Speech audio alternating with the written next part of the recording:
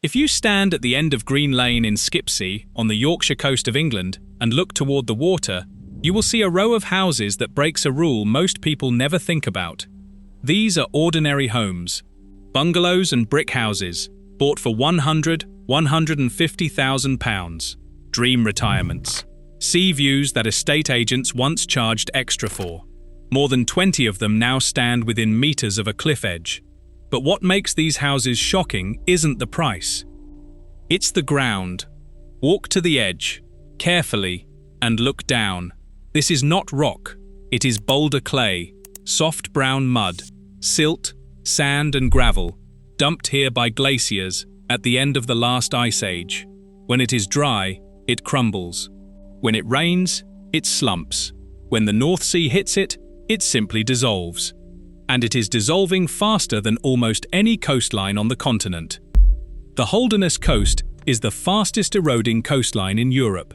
That is not a headline. It is the finding repeated by the Council, by government scientists, by every geography textbook in Britain.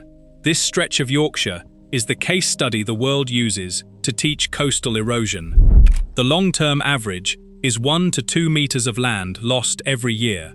In the worst spots today, it is 4.5 meters a year, and in one surveyed stretch south of Withensea, more than a metre of England disappeared every single month. 10 meters of land, gone in a year. Over the last 10 years, 66 homes along this coast have been demolished before the sea could take them. The council's own aerial surveys count 237 properties at risk along this coastline by the end of the century, and its officers have warned, in writing, that a single erosion event could put a large number of homes at imminent risk within a year. And Skipsea is the front line. Residents on Green Lane have been told that more than 20 homes could go into the North Sea within 12 months. Some have already been abandoned. One couple, renting what they called their dream home, watched storms eat their garden down to 8 final meters, and were told the house had to come down. Her question to the reporters was the whole story in one line. What am I supposed to do? Wake up with the sea in my bed? This is not new land either. This coast has been retreating since before England existed. Along these 61 kilometers, the sea has swallowed around 30 named villages since the Middle Ages, real places with churches and graveyards that are now seabed.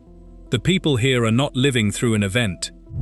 They are living at the moving edge of a process 1,000 years old, except now, with more homes, higher seas, and stronger storms than ever. And the single most important fact hanging over all of it is this. When the sea takes your home in England, you get nothing. No compensation. No insurance. Erosion is not a flood, and no policy covers it. And demolishing your own house before it falls costs between £15,000 and £40,000, a bill that lands, in the first instance, on you. It turns out that when you build your retirement on Ice Age mud, the North Sea does not care what the estate agent said. This is the story of Holderness, the fastest vanishing coastline in Europe, and why the people who own it can't do anything. Before we get into how Yorkshire got here, a quick question for you. If you enjoy deep dives into engineering failures, doomed places, and the dark side of property, hit that subscribe button right now.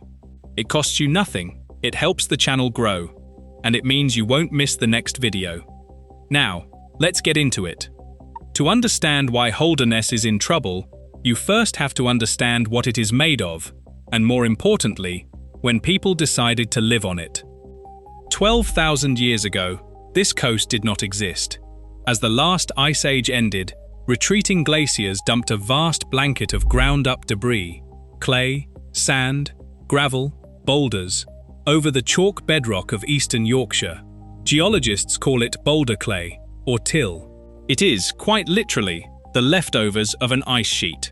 Soft, wet, unconsolidated sediment, standing in cliffs between 3 and 40 meters tall, facing the full fetch of the North Sea. Chalk resists the sea for millennia. Boulder clay does not resist it at all. Since Roman times, this coastline has retreated by miles. The 30 drowned villages were not destroyed by some catastrophe, they were simply outlived by the process. A church would end up on the cliff edge, then on the beach, then underwater, and the village would rebuild further inland, generation after generation. A local historian catalogued them over a century ago in a book whose title says everything: The Lost Towns of the Yorkshire Coast. Some were substantial places, ports with markets and charters, that now exist only as names on old maps and as fishermen's marks offshore. Medieval Yorkshire could live with that, because medieval Yorkshire travelled light. When the sea came for your village, you dismantled the church, carted the stones inland, and rebuilt. The coastline was treated as what it is, a process, not a place. For centuries, that was survivable, because the things on the cliff were cheap: farmland, cottages, lanes. Then came the 20th century, and with it, the great British seaside dream: caravan parks, bungalow estates, retirement homes with sea views, roads, drains, chalets, permanent investments, planted on a coastline whose defining characteristic is that it does not stay still. Skipsea itself is ancient. There was a Norman castle here once. But Green Lane's houses are modern. People bought them in the 80s, 90s, 2000s, often told by sellers and surveyors that the sea was decades away. On a coast eroding 2 meters a year, decades away is not reassurance. It is arithmetic, and the arithmetic was never in doubt. The assumption baked into every one of those purchases was simple. Someone, the council, the government, somebody, would never actually let homes fall into the sea. Holderness is where that assumption goes to die. The physics of what is happening here is brutally simple, and it explains something that drives residents to despair: why defending one town destroys the villages next to it. A clay cliff under wave attack fails in 2 ways at once. From below, waves cut a notch at the base. From above, rain soaks into the clay until it turns heavy and greasy, and whole slabs of cliff slump onto the beach in landslides. The sea then carries the debris away and starts again. Storm by storm, notch by slump, the coastline walks backwards. 0.5 metre in a quiet year, 10 metres in a bad one. Now here is the twist. All that eroded sediment does a job. Carried south by the currents, it feeds the beaches further down the coast, builds the great sand spit of Spurn Head at the mouth of the Humber, and supplies the mudflats that protect the estuary. This coastline is a conveyor belt. Yorkshire's cliffs are the raw material for everything south of them, which means when engineers defend one spot, they starve the next. And Holderness proves it. The seaside towns, Bridlington, Hornsea, Withensea, are protected by sea walls, groins, and rock armour. The groins trap the southward drifting sand, fattening the town beaches, and immediately south of each defended town, the starved coastline erodes even faster. Stand at the end of Hornsea's defences, and you can see the exact point where protected England stops. The seawall ends, and the cliffs fall away behind it like a bitten cake. The villages in between, Skipsea, Ulrome, Aldborough, Tunstall, got the other policy. In the official documents, it has a name that residents have learned to hate. No active intervention, no walls, no rock, nothing. Their cliffs remain the conveyor belt's raw material, officially, deliberately, permanently. The council does not deny any of this. Its officers explain, patiently, that they can only defend certain areas, because of cost, because defending everywhere is impossible, and because the sediment from these very cliffs is needed to maintain internationally protected habitats in the Humber. Locals have their own translation, and an official once repeated it to a parliamentary committee. The council is accused of choosing birds over people. And so the destruction proceeds on schedule. 66 homes demolished in a decade. Caravan parks rolling their pitches back, row by row, like a retreating army. Roads that now end in mid-air. Tarmac snapped off at the cliff edge. Farmers watching fields shrink by a tractor's width every year. On this coast, the question is never whether your house will reach the edge. Only when. So why is nothing done? Why does one of the richest countries on Earth watch its own coastline carry homes into the sea? Here is the cold answer, because on paper, doing nothing is the correct decision. Britain manages its coast through shoreline management plans, long-term policy documents that divide every mile of coastline into zones. Hold the line, managed realignment, or no active intervention. The plans run to the year 2159. For most of Holderness, outside the 3 defended towns, the verdict has been the same for decades. Coastal defences here are not economically, socially, or environmentally sustainable.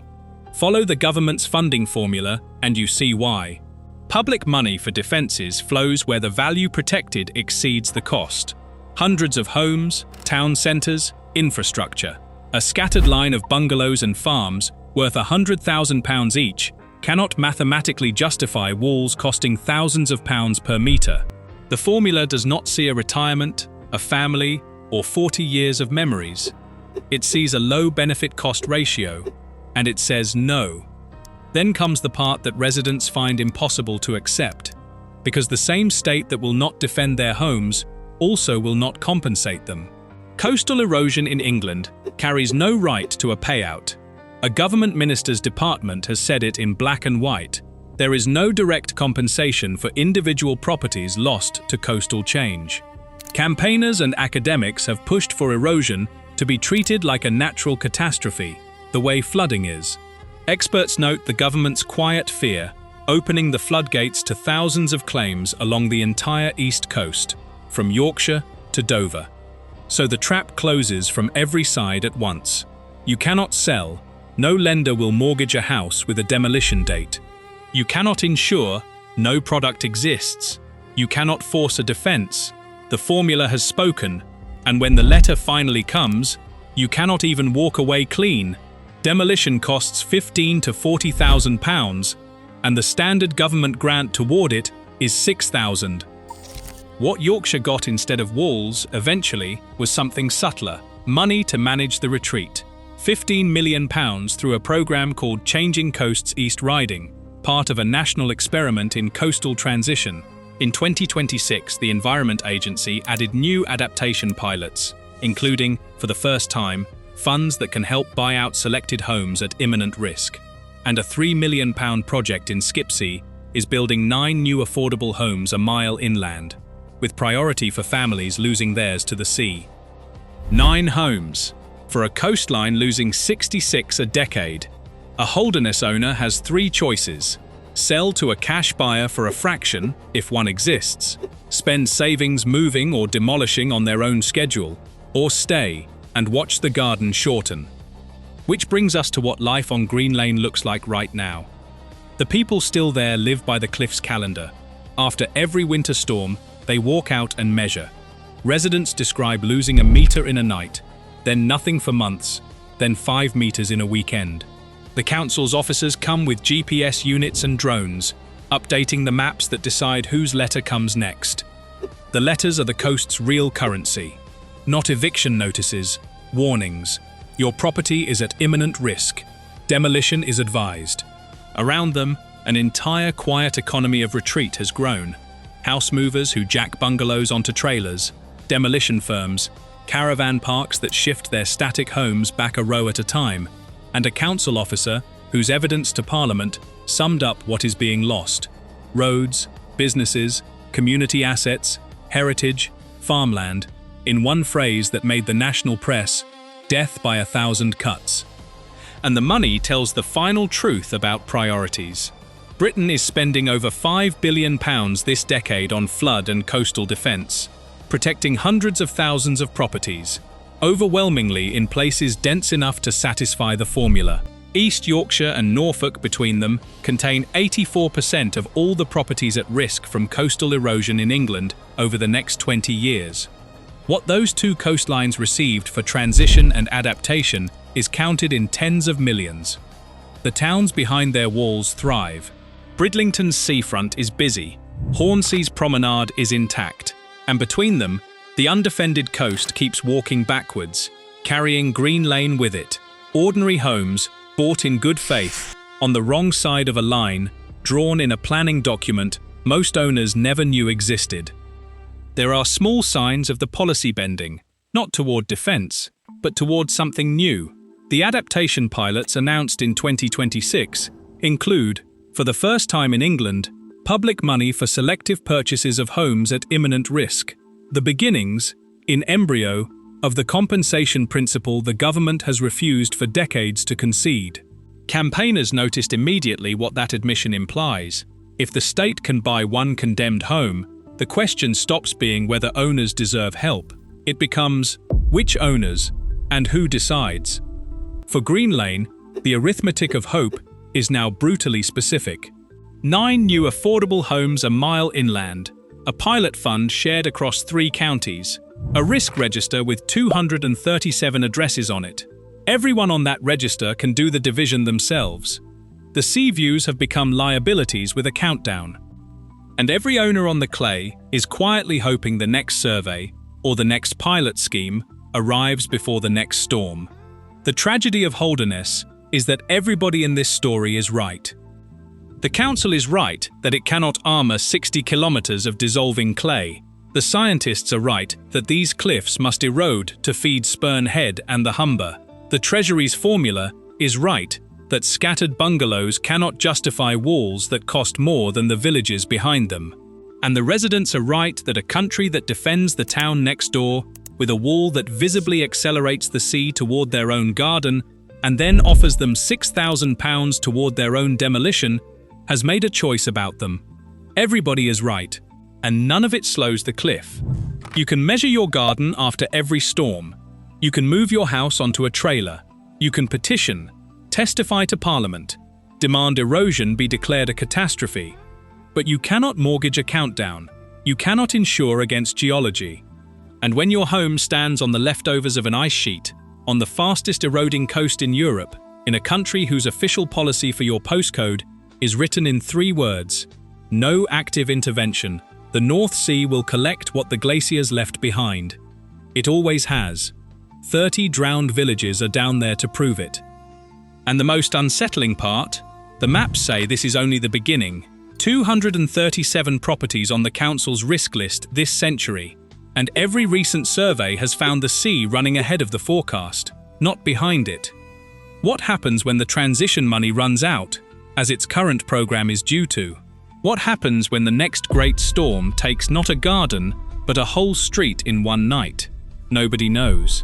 And right now, the people with the least money in this story are trying to figure out whether to stay and find out.